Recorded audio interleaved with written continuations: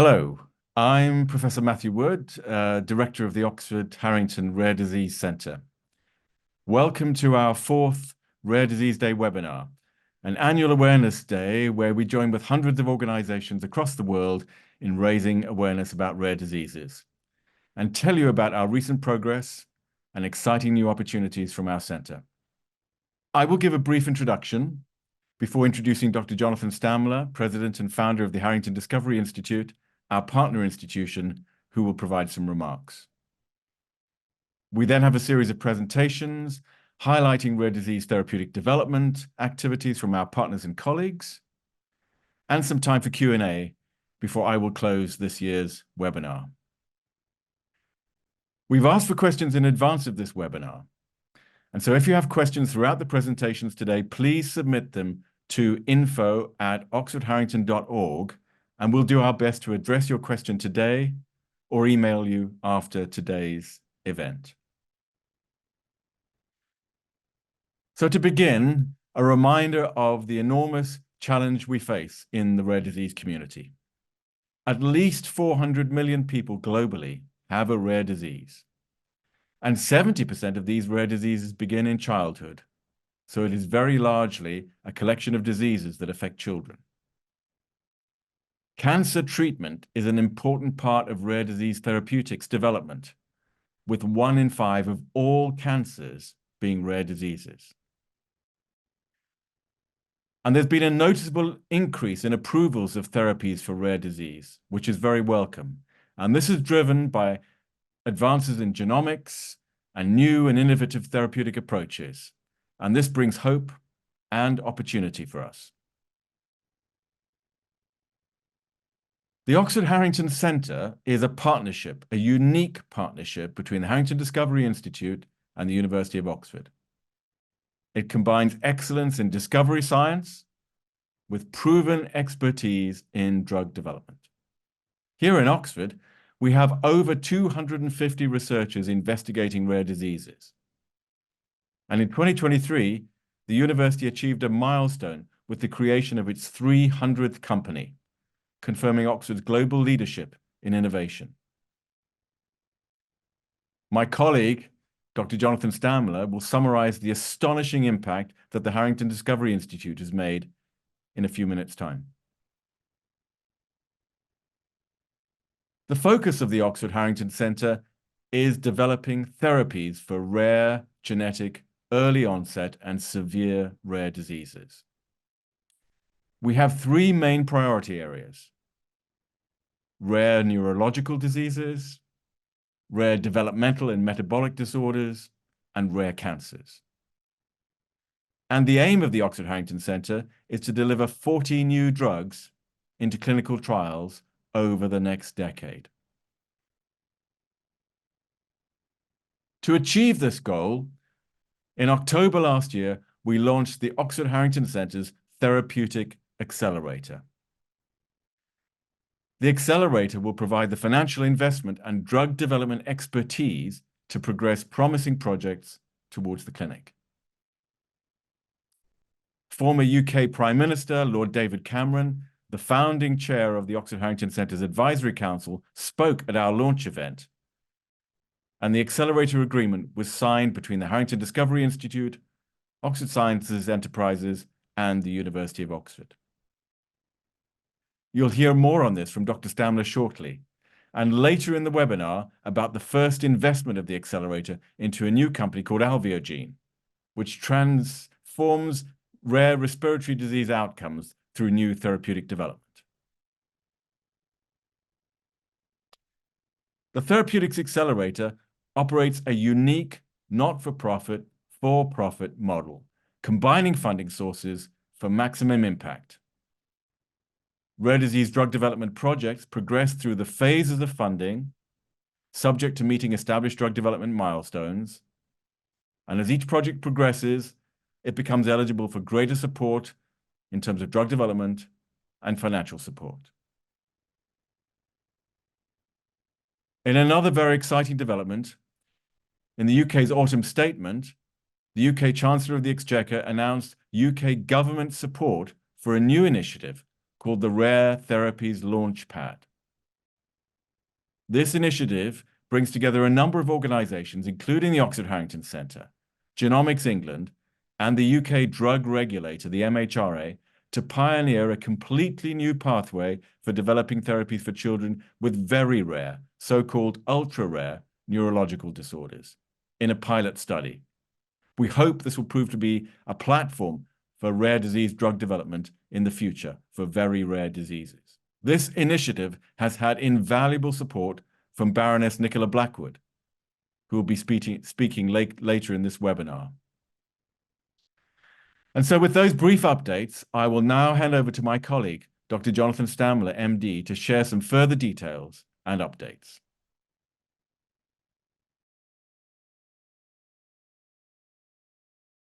Thank you, Matthew. It's really a pleasure to participate in this rare disease webinar. Matthew mentioned just now that the Oxford-Harrington Rare Disease Centre is a collaboration between University of Oxford and Harrington Discovery Institute at University Hospitals. With that in mind, I'll share a bit about Harrington Discovery Institute, which has pioneered important models for academic drug discovery. Harrington was formed in 2012 to accelerate promising discoveries into medicines for unmet needs. Today, we have an industry-leading track record of having advanced 177 breakthroughs into development across the United States and United Kingdom, and we have 36 companies launched, 19 medicines in the clinic. Our team of 30 drug and business development experts specializes in commercialization, company formation, and more. They work hard to achieve key metrics across our 3 active innovation centers, the newest of which is the Oxford-Harrington Rare Disease Centre and its therapeutics accelerator. David Cameron, the former UK Prime Minister and founding chair of our advisory council, brings a powerful voice of credibility. David's interest stems from both his personal experience with a sick child and from our high performance expectations, that is 40 new medicines in 10 years. Our other advisory council members include John Bell, Regius Professor at Oxford, John Crowley, Chair of Amicus Therapeutics, and new CEO of Bio, and Ron Harrington and me. We all share David's commitment. We all have an abiding belief in the special promise that gene-like therapies hold for rare disease treatment and in the unique strengths of the Oxford-Harrington partnership to accelerate cures for patients. We, on the Advisory Council, are going to dedicate substantial time to raising awareness about the successes of new treatments for rare diseases, particularly many achievements of the Oxford-Harrington Rare Disease Centre. Indeed, patients, families, and researchers are realizing that rare diseases can be treated and cured, that a cure is a realistic expectation. Roadblocks lie more in the business side of things than in scientific obstacles. And I believe we may soon reach a flywheel effect where major transformations breed success and new opportunities. In that vein, Oxford-Harrington Rare Disease Centre also has very promising partnerships with impact investment vehicles that are committed to create transformational businesses in rare diseases. This includes Oxford Science Enterprises, an independent billion-pound investment company. And on that note, I'm pleased now to turn things over to a partner at Oxford Science Enterprises, Claire Brown.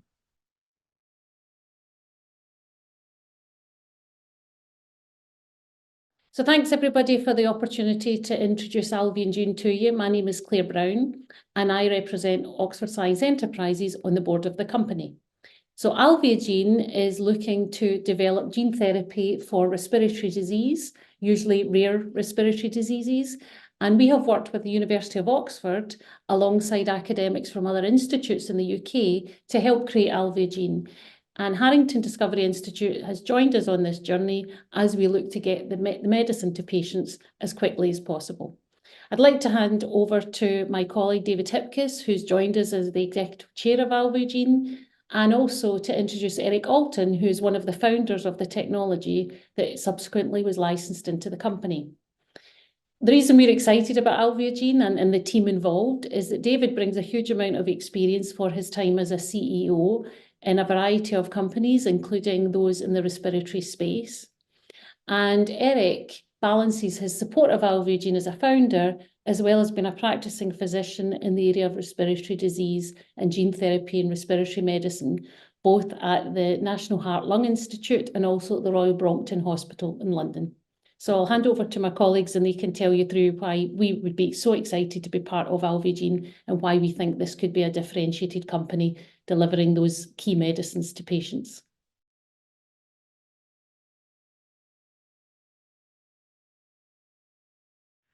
Hi everybody, my name's David Hipkiss and I am the Executive Chairman of AlveoGene in the UK. AlveoGene's mission is to transform rare respiratory disease outcomes using inhaled gene therapy, directly targeting the lung where its clinical impact and benefit for the patient can be greatest. Our proprietary Ingenuity lentiviral vector platform leverages more than 30 years of pioneering, cutting-edge research and development undertaken by Oxford University, Imperial College London and Edinburgh University, collectively known as the UK Respiratory Gene Therapy Consortium. With the support of Oxford Science Enterprises, Old College Capital and of course Harrington Discovery, we officially launched AlveoGene in September last year and are now deploying funds at pace to achieve our preclinical goals ahead of undertaking a range of clinical trials. These will result in first and potentially best-in-class products for a number of rare respiratory diseases, including, but not limited to, alpha-1 antitrypsin deficiency, surfactant protein deficiencies such as SPB and ABCA3 in neonates, and fibrotic diseases such as idiopathic pulmonary fibrosis. We estimate the market size for our products to be in the range of hundreds of millions to billions of dollars per annum. Our Ingenuity platform is based upon a very special lentiviral vector, which can deliver a specific genetic payload directly to the lung using standard nebulizers. This upregulates or downregulates the production of specific proteins associated with a particular disease state in the lungs themselves, arresting it in its tracks or even provide a previously unachievable cure. Ideally, we strive to see this with a single administration in a once-and-done approach, though very helpfully, unlike other viral vector-based approaches, we can re-administer if required. Ingenuity-enabled products confer significant advantages over both the current standard of care and other gene therapy and viral vector approaches in development. Firstly, they are allogenic, which means they can be given to anybody with a particular genetic predisposition, without having to be customized each time to match the needs of an individual.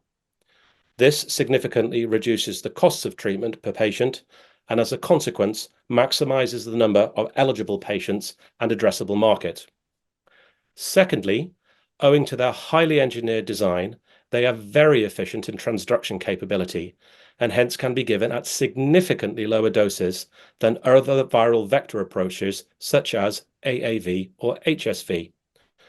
Consequently, they are very safe, with any potential oncogenesis risk being significantly reduced based on current evidence, and their designed-for-purpose integration provides for a high durability of effect.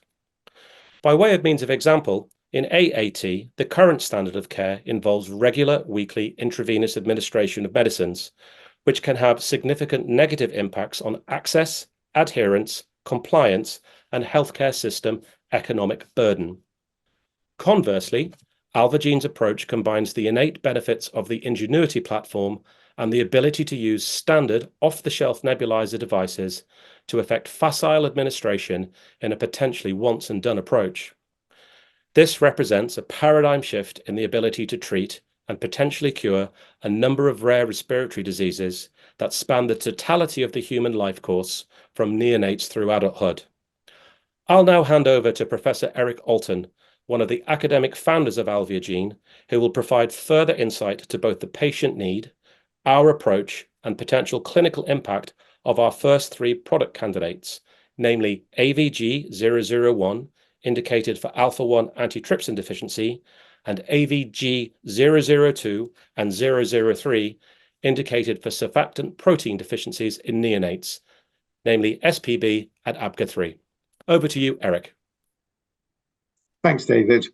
So the first clinical focus for AlveoGene is the genetic condition alpha-1 antitrypsin deficiency. So when your lungs are challenged with some noxious agent that they inhale, they have to stop the action and get rid of it. And they do that by secreting an enzyme within the lung called trypsin, which nullifies and gets rid of the noxious substance. But of course, you will immediately see that if the action of the trypsin is unchecked, it will carry on and digest away the lungs themselves.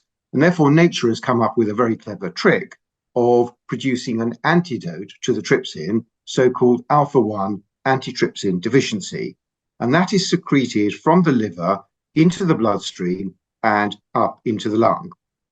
In this genetic condition, the liver is unable to secrete the alpha-1 antitrypsin, and therefore the trypsin action in the lung continues unchecked, digesting away the patient's own lungs.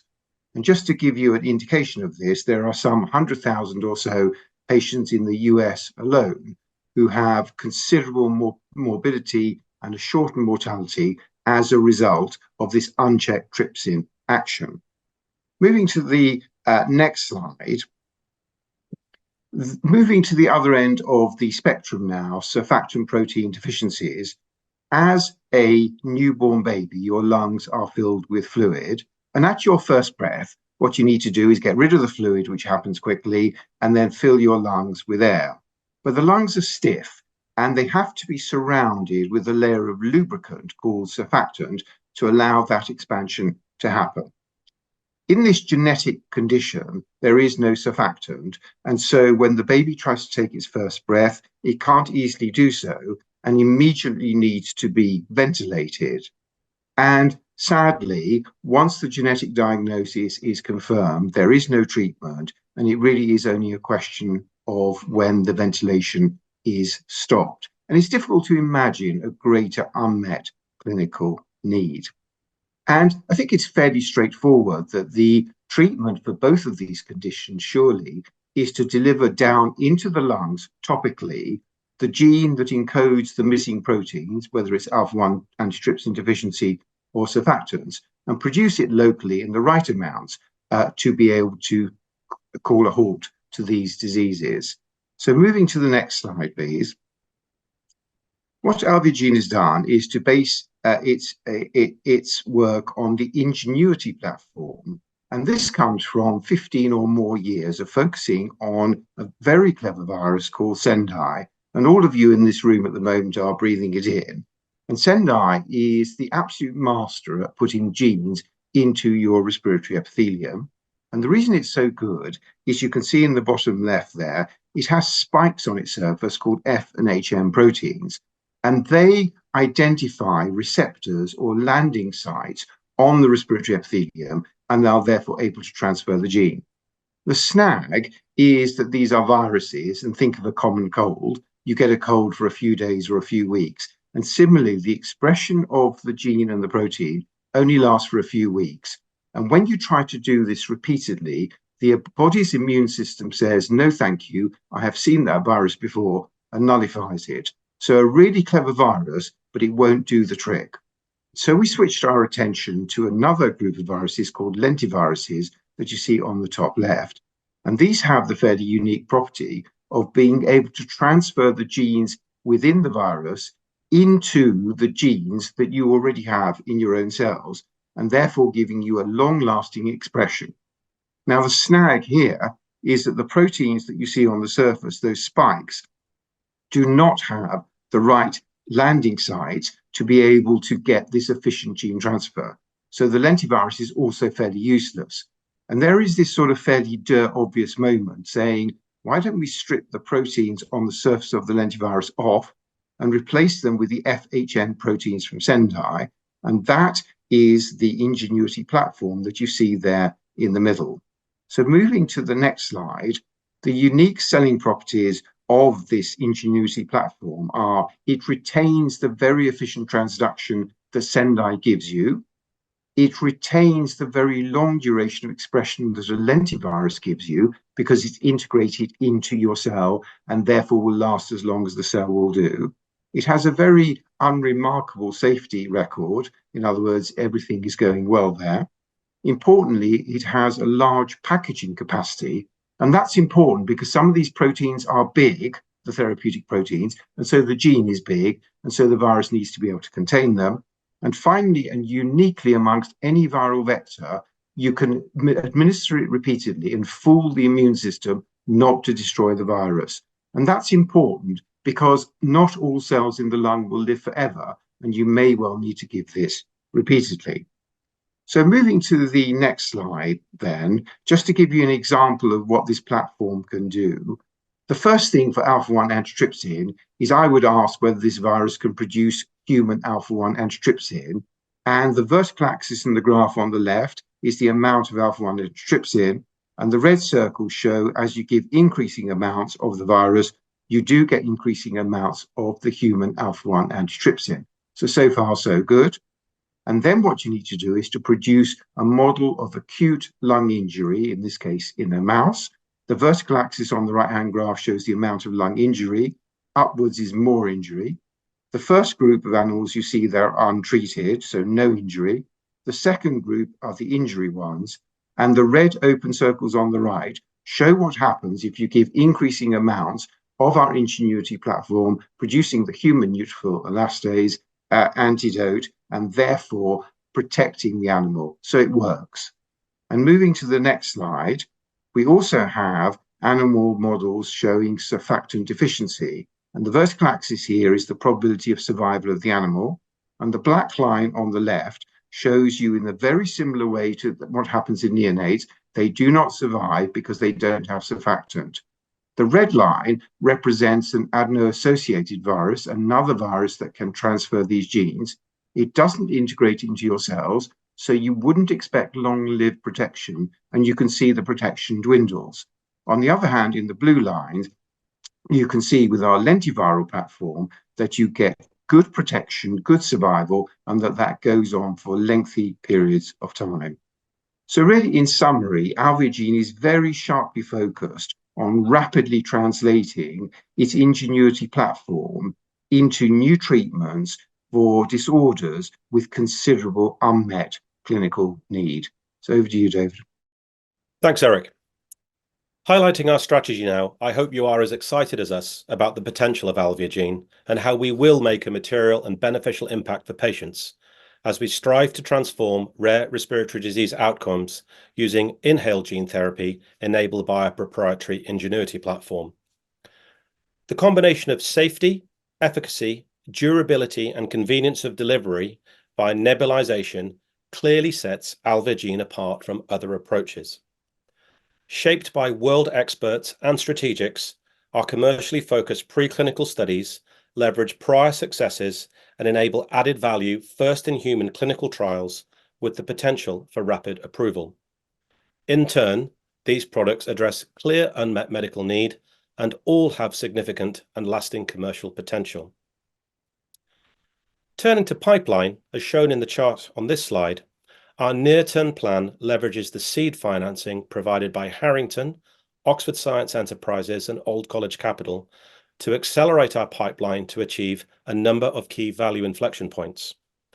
This allows us to rapidly generate the high-quality data based on the soundest of science, and that will be required to support subsequent financing and development. Speed to a go or no-go decision is everything in biotech, and particularly so in the rare disease space where the normal economics of developments do not apply.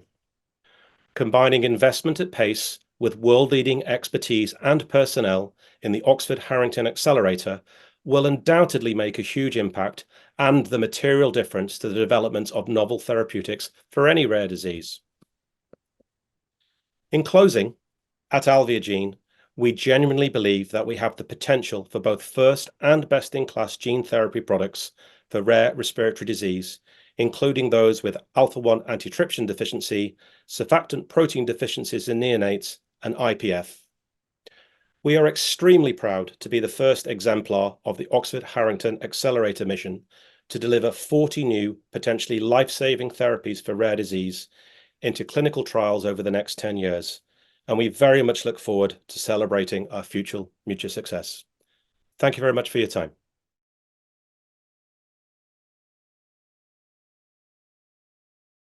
Thank you, David and Eric, for that great overview of the innovations underway and the future of rare disease treatments that AlveoGene is developing. Earlier, you heard from Harrington's president, Dr. Jonathan Stamler. He described how Harrington Discovery Institute established a unique model for discovering and advancing brilliant science from around the world into technologies to help those living with rare diseases. Let's briefly dive a little deeper into exactly how we do that. Harrington Discovery Institute's model is designed to fulfill our mission to accelerate promising discoveries into medicines for unmet needs. That model is to discover plus advance plus cure. Novel discoveries are sourced from premier academic centers leveraging Harrington's transatlantic network of scientists and partner institutions. Harrington advances innovative science through the drug development process by providing extensive pharma know-how through its Therapeutics Development Center.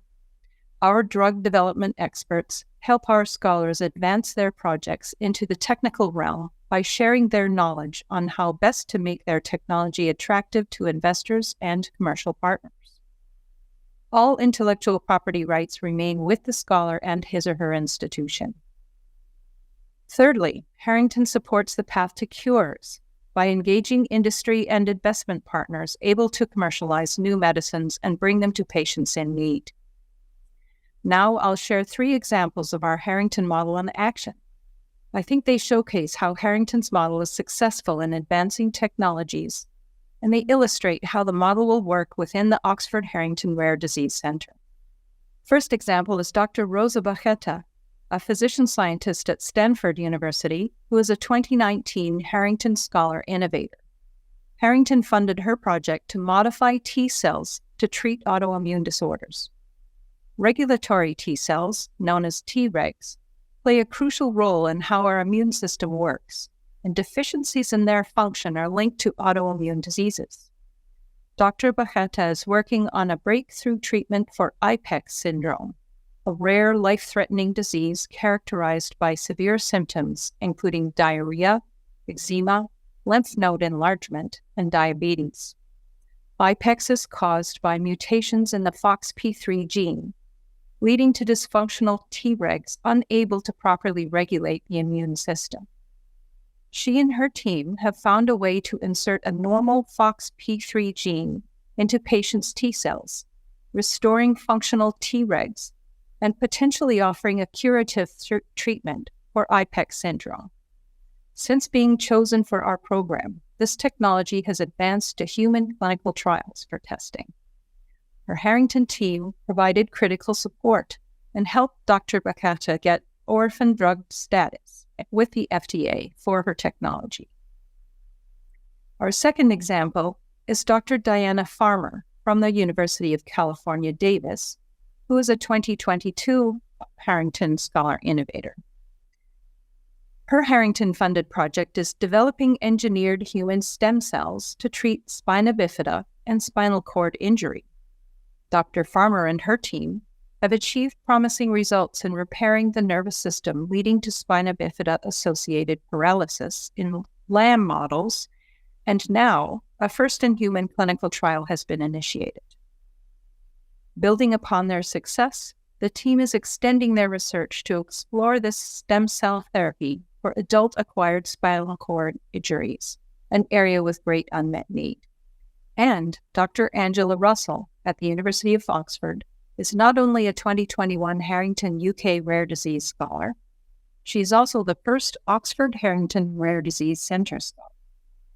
She and her team are working on new drugs for the treatment of Duchenne muscular dystrophy, or DMD.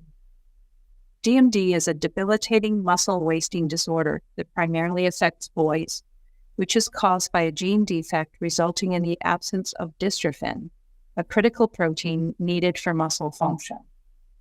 Dr. Russell and her team have been studying utrophin, a protein similar to dystrophin, which can protect muscle fibers in a similar way.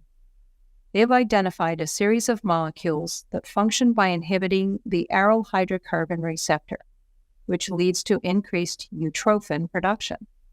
This breakthrough holds potential for the development of a drug candidate for eutrophin replacement therapy, which could offer therapeutic benefits not only for DMD, but also for other inflammatory conditions like arthritis.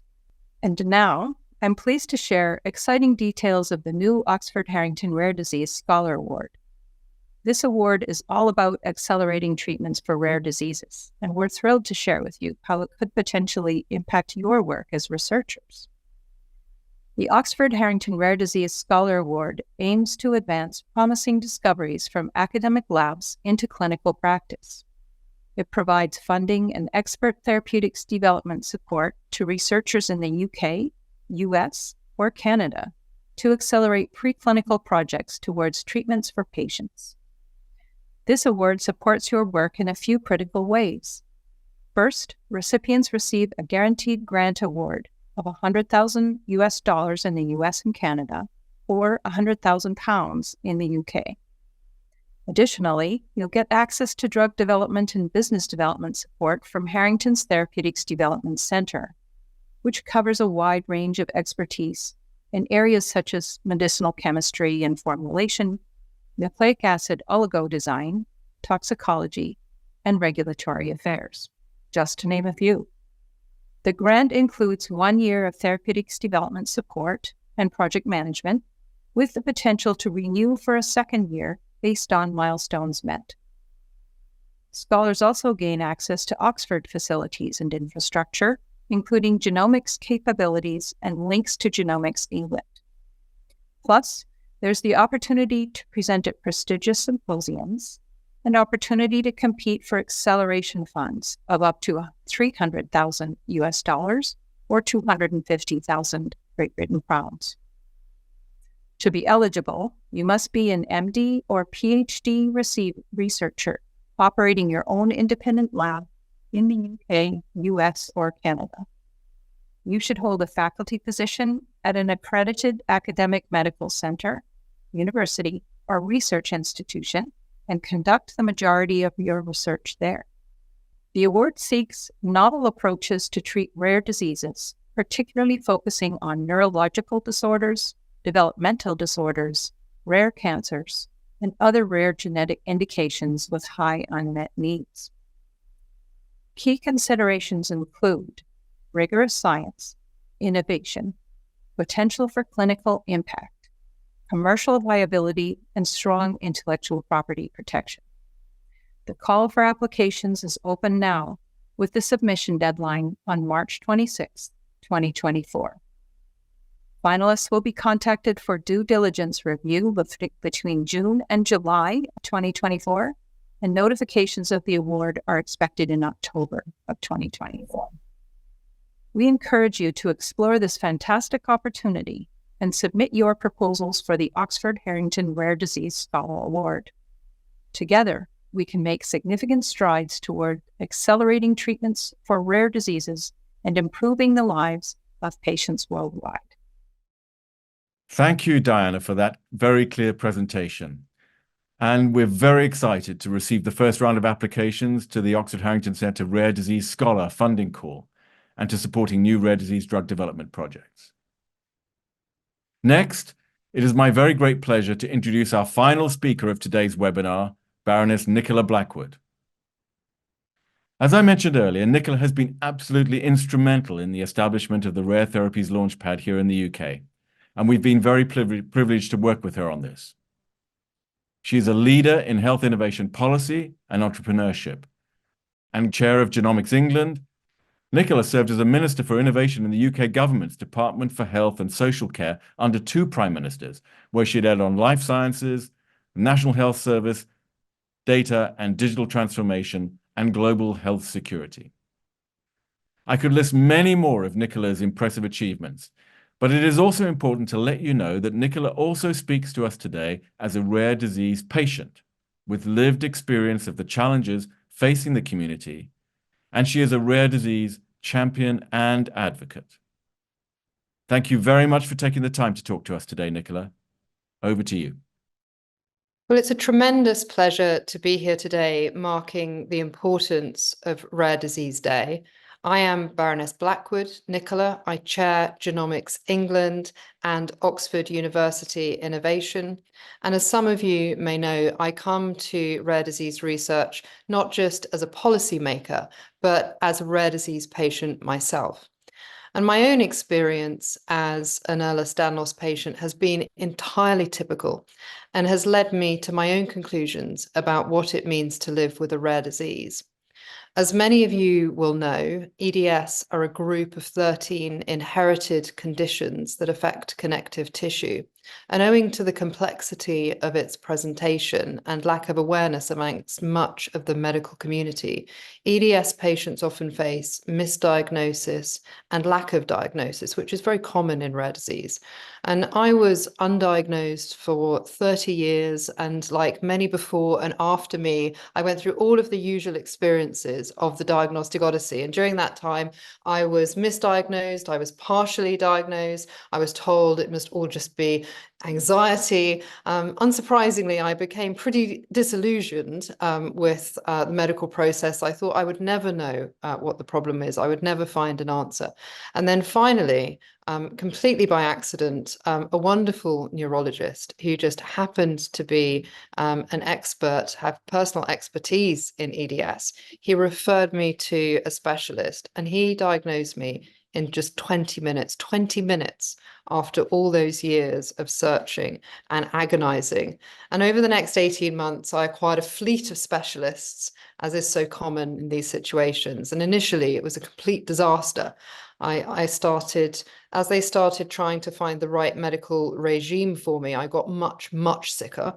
And I found trying to coordinate all of the tests and the appointments and the new medications while I was still working. To be honest, it was completely impossible. And I thought that I would have to stop work completely. It was overwhelming. And then the NHS just stepped in and they saved me. The occupational therapist in Parliament where I worked, my GP, my primary physician, the UCL autonomic unit, particularly the specialist autonomic nurse, they literally picked me up, they held my hand, they helped to coordinate my care and get me the support that I needed, and crucially, to educate me in how to self-manage a lot of my care process. And gradually the pieces fell into place and I've clawed my way back to stable health. And I'm not going to pretend to you that any of that was easy. It was not. There were many setbacks along the way, and I know that I am incredibly lucky. Firstly, my battles are nothing compared to many others who live with rare disease. Secondly, without my family, I simply would not have made it. They sacrificed beyond measure to care for me, and I can never repay them for that. And thirdly, of course, I owe so much to so many NHS and other health workers, nurses, doctors, my GP, pharmacists, paramedics, who picked me up off streets when I fell down, and many more. I owe them my stable health today, and I don't think I'm ever going to be able to communicate to them quite how dramatically they have changed my life and my future life course. But this process has also taught me an indelible lesson about how urgent it is to improve diagnosis and care for rare diseases for everyone, not just the lucky ones like me who find a way to navigate what is a broken system. So as I've highlighted, the diagnostic odyssey is just one of the hurdles faced by those living with rare disease. And while a diagnosis is not a curative silver bullet, it does provide an understanding of the condition. It lays the foundation for formulating long-term care, and in some cases, a treatment plan. But in the UK, the average diagnostic period lasts between 4 to 5 years. The average patient attends 67 appointments in 75 months before diagnosis. This is far too long, and it happens to far too many people around the world. Often these time periods are much longer for certain conditions. You may never be diagnosed. But this is accompanied by all sorts of physical and mental health consequences, as you can imagine, not just for the patient, but also for their wider family and loved ones. Many rare diseases are far more difficult than mine to diagnose, much more challenging to treat. And while each condition alone is rare, we have to remember there are over 7,000 rare diseases in total, which affect 350 million globally at some point in their lives. So while they're individually rare, they are common amongst our community. Moreover, rare diseases disproportionately impact children, and a third of children affected die before their 5th birthday, many of those still undiagnosed. So the impact on our global health system is enormous. Spending on rare diseases can make up to 20% of healthcare costs when unmanaged here in the UK, and an estimated 2.2 trillion annually in the US. Earlier diagnosis then, and the right treatment wherever possible, would not only dramatically improve rare disease patients' quality of life, but it would also save vast amounts of health care costs, which is in short supply at the moment, as we know. So while we're all familiar with the costs and the risks and the complexities of clinical research into rare diseases, and I know that there will be a lot of discussion about that today, there are also success stories that we should celebrate as an example of how we can get through this process. For example, the innovative gene therapy Zolgensma made national headlines in the summer of 2021. It's a game-changing therapy for often fatal form of degenerative motor neuron disease. If administered before the age of 24 months, it can halt the progression of the disease. This is an extraordinary and life-changing intervention. It demonstrates why it's important to have an early diagnosis so the treatment can be given at the right moment. In late 2023, the MHRA authorized an innovative first-of-its-kind gene therapy for sickle cell and thalassemia, Casgenvi. This has now also been approved in the US. Approximately 17,500 people in the UK alone have sickle cell, over 100,000 in the US, an estimated 20 million globally. These are game-changing moves which are opening up the market. And while these are undeniably significant milestones, though, the costs and the barriers associated with such novel technology, they are difficult to overcome. And that is what we are all here to discuss.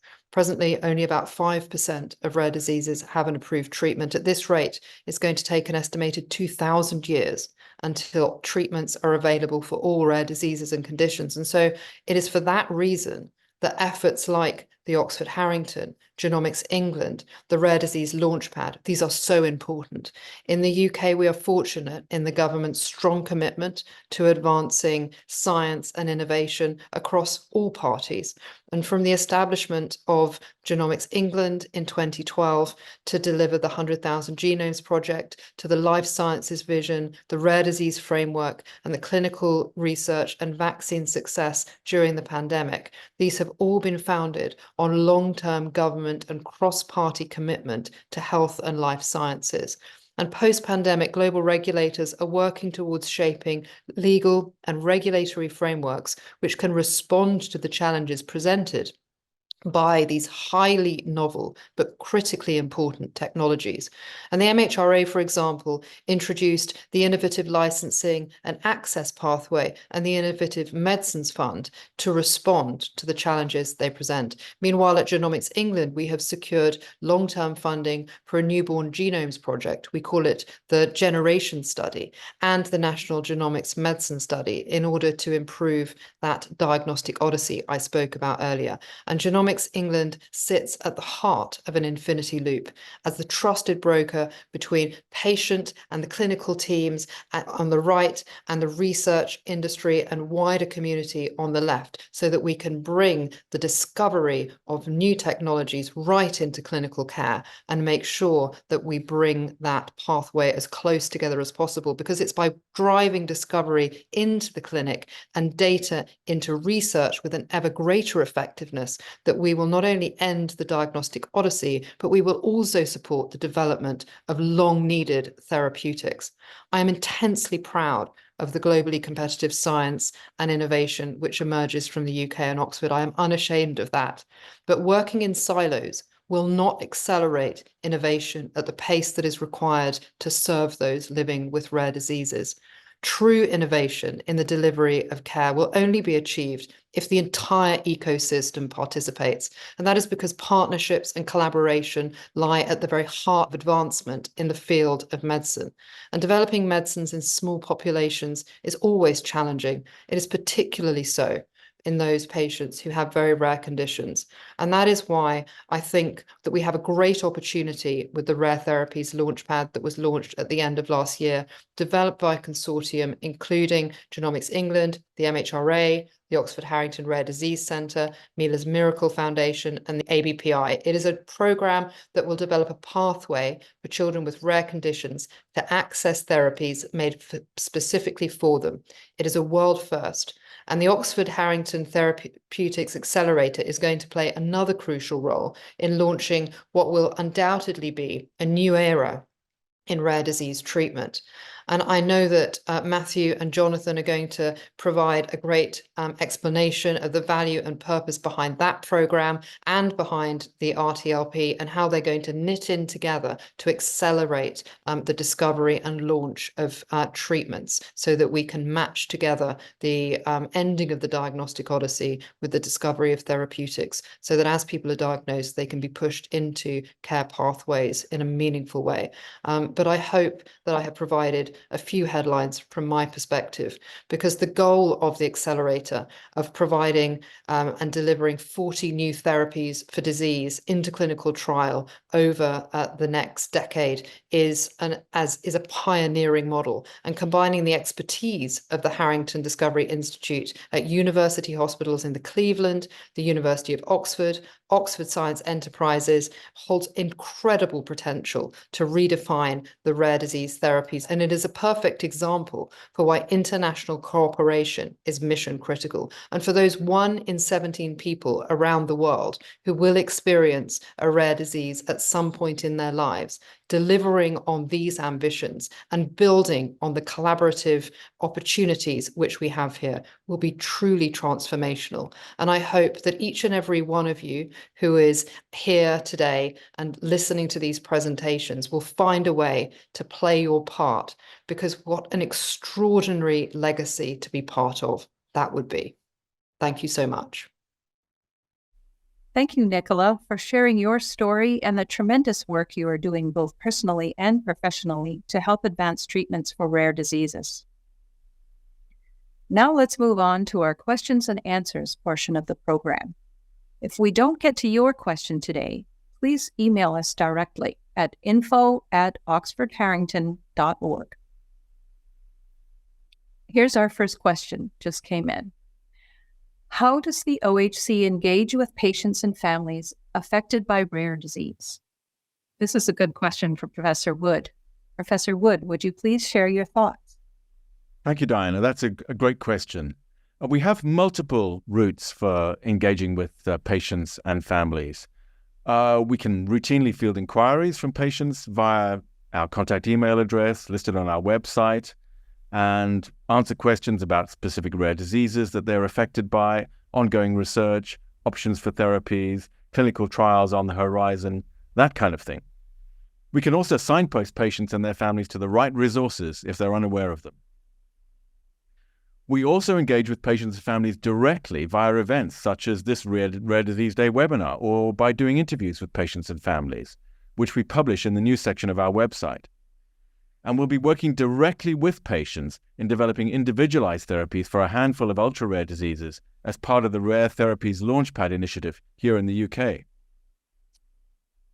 There are other ways that we interact with patients directly, including convening patient and public involvement and engagement groups of individuals with lived experience of rare diseases, and holding workshops and events for them to give their experiences and feedback on funding applications that we write. And in this way, they can help to guide our drug development work from the very earliest stage. So there are multiple routes, and the voices of patients are very important for us in shaping the work we do, thinking about our drug development programs, and thinking about how we can develop drugs best to benefit the patients that we intend them to benefit. Okay, thank you. Next question is, what are some typical milestones that the TDC sets for its projects? I think I can jump in here. A good starting position for projects that are selected for our programs would include having a validated molecular target and lead molecules or therapeutic approaches. So typical milestones in this scenario could be achieving a proof of concept readout in an animal model, achieving a qualified preclinical candidate profile ready for scale-up, or demonstrating superiority over existing treatments in a preclinical model. Okay, next. Some families are affected by diseases that are so rare that there is no commercial incentive to develop treatments for these patients. What is your approach to these ultra-rare diseases? Professor Wood, this is a good question for you. Yes, thank you. This is a very, very important question. There are great numbers of patients, in fact, that are affected by these very rare or so-called ultra-rare diseases. And it's important that we create a route for therapy for these patients, particularly in cases where development of these therapies is not commercially viable. One of the approaches we've taken here in the UK is development of the Rare Therapies Launchpad, which I alluded to earlier in the webinar. And this is to establish a pipeline for development of therapies for these very rare diseases where therapies can be developed quickly, at minimal cost, with a lighter touch regulatory framework that will stimulate the development of these therapies by academic centers and also by companies. Very interestingly, we don't need these therapies to just be for one patient. So often we think about N of 1, these ultra-rare diseases where a therapy might need to be developed for a single patient. But the Rare Therapies Launchpad here in the UK will not have that as a limitation. In fact, we could develop these therapies via this accelerated pathway for diseases that affect a few patients, from perhaps as few as 1 to as many as 10 or 20 patients. And in this way, we can also benefit many, many more patients in the future. It's also very important to know that these ultra-rare drug development projects are entirely eligible for our Oxford-Harrington Centre Rare Disease Scholar Funding Programme. And so please, if you have any of these projects that you're working on, bring them to us in the scholar funding call. Question. The OHC Rare Disease Scholar Funding Call is only open to North America and UK-based applicants. Is there a way investigators based in other countries can access funding and drug development support? This is one more that I am happy to answer. While the principal investigator must be faculty at a US, UK, or Canadian institute, we do recognize that many great ideas are developed through international collaborations. Grant application budgets can include subawards to collaborators in other countries. But even if a subaward is not needed, we encourage our scholars to include their collaborators in team meetings, and in that way, they can also benefit from expert advice on the program as a whole. Okay, this one will be our last question. At the end of last year, the first medicine using CRISPR gene editing was approved. Is an explosion of CRISPR-based therapies for rare diseases now realistic? Matthew, what do you think? Well, this is looking into the future, Diana, to try and anticipate what's likely to happen over the next 10 years. I wouldn't expect an explosion of CRISPR-based therapies immediately, but CRISPR is a very, very important advance that will provide enormous therapeutic opportunities for rare diseases.